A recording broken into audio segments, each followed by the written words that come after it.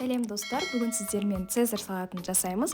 Ол үшін ең алдымен тауықтың төс етін тазалап жуып, оған тұз, паприка және біраз қасық сұйық майды қосып, толықтай жағып шығамыз.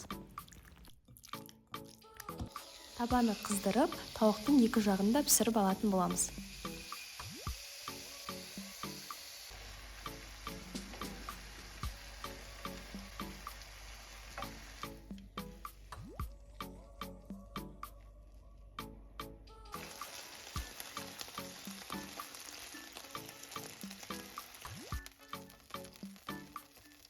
Екі-үш бөлік нанды 4 бұрыш етіп турап, оған паприка, сұйық майды қосып, жақсылап араластырып, қызып тұрған 200 градус пешке 5 минутқа салып аламыз.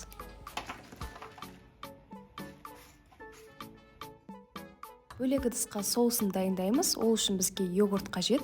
Үстіне зәйтүн немесе сұйық майды қосып, біраз қасық лимон шырынын, жарты шай қасық горчица және бір тіше сарымсақты қосып, жақсылап араластырамыз.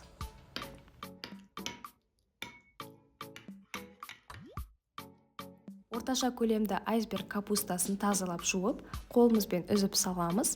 Үстіне соусты жағып, піскен тауық еттерін турап қосамыз. Тағы да үстіне соус, одан соң піскен жұмыртқаларды, черри қызанақтарын және сухариді қосатын боламыз.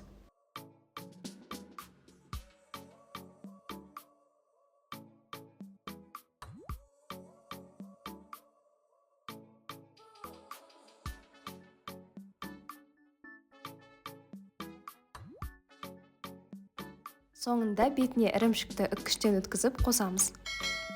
Біздің салатымыз дайын.